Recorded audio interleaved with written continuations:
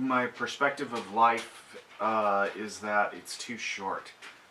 So you have to make the best of what you can while you have it.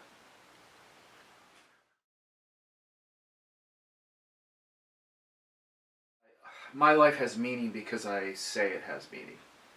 No one gives you meaning of anything. I recognize how rare life is. A lot of things, a lot of carbon, which is what we are, as well as a couple of different kinds of combination of metal and then mainly water, don't necessarily get to know that there's a sunset, or that they have family, or that there is stuff that makes them feel really, really good or really, really bad. It's important to take every single one of those moments as being something that's important, because you know, there's a difference between you and a puddle of sand and seawater and who you are. So I can recognize those things. Humans really don't live that long. We really don't. So compared to the life of a star, which lives for, our star will live for close to 14 billion years. It's a really long time. Really, really long time. I think that getting born is kind of like winning the lottery for a bunch of collections of atoms and star stuff, which is what we are.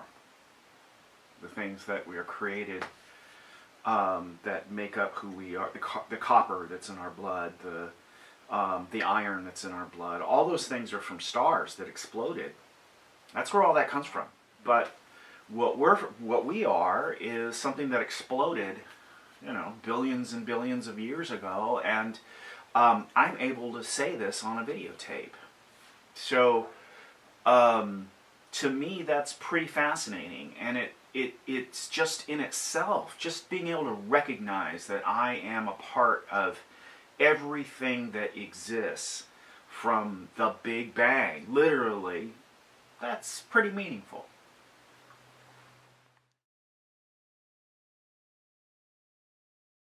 Is the caring for of humanity with the absence of any organized or made up religion. That is, in my mind, what exactly is humanism. Is that doing good deeds simply because because it's the right thing to do. Being there to appreciate just how awesome you are, and literally how awesome people are, is really very cool. I don't believe that that I can be nice to somebody and help somebody because of something that says I have to do it. I do it because I want to, because it makes me feel good, because it can help the other person. I worked for almost 3 decades in social service, serving my fellow humanity, and I didn't do it because of a deep sense of a intelligent, supreme being. I did it because it just seemed like the right thing to do.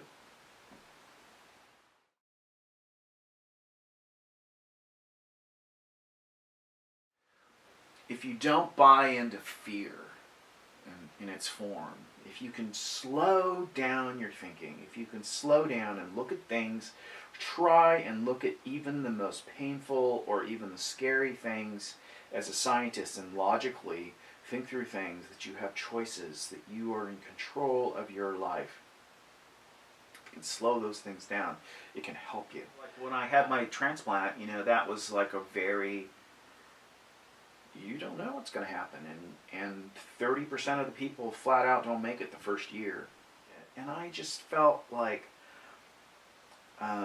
I owed it to my family that I had to do everything I possibly could do to survive. You came and visited me, and there was this moment where you couldn't talk.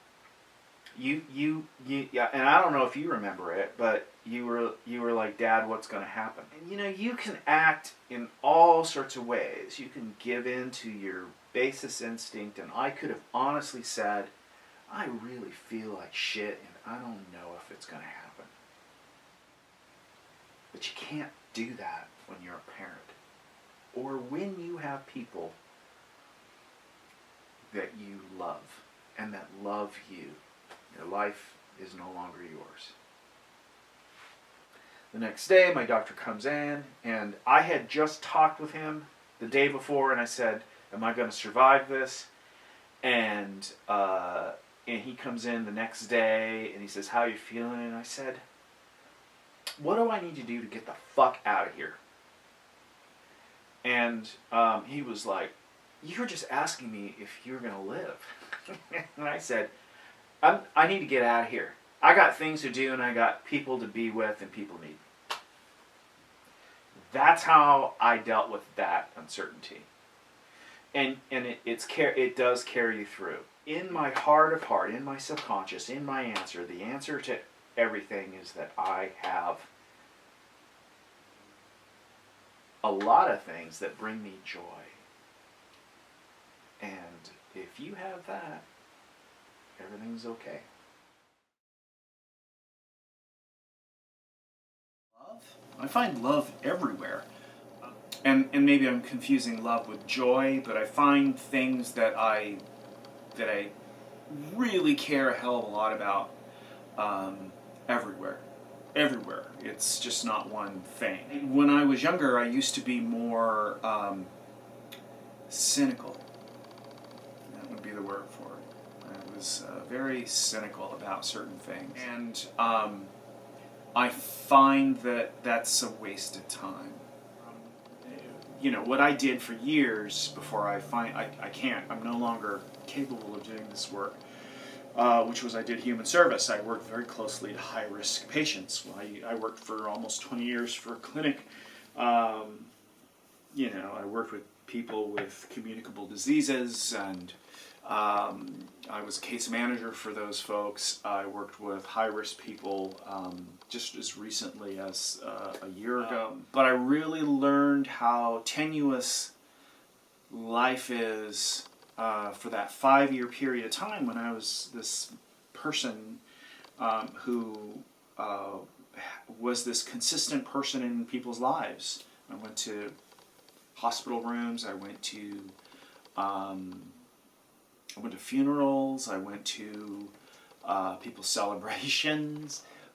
I tried to be somebody in people's lives that they could count on unconditionally.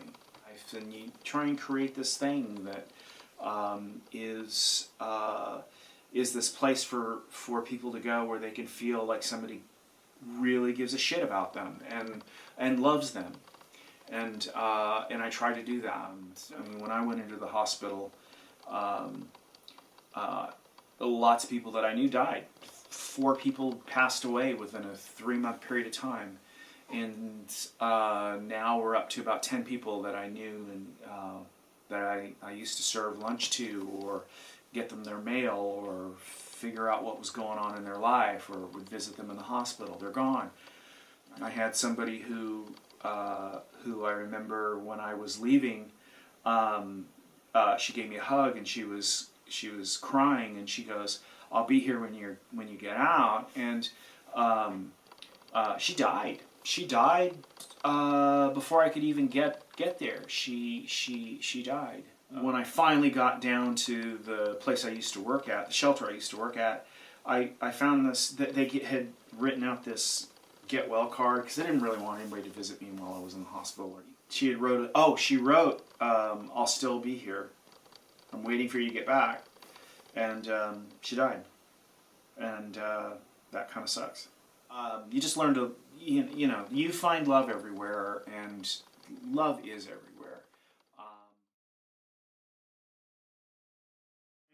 I would try and talk myself into seeing a future, and that the decisions that you make really do have an impact.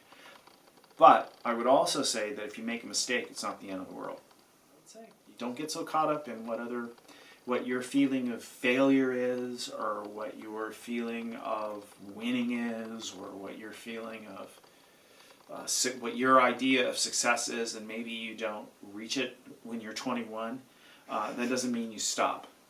It doesn't mean you stop. You keep forging ahead, because life is short. Holy shit. But get right back up. Just keep doing those little things every single day. That's what I would tell myself.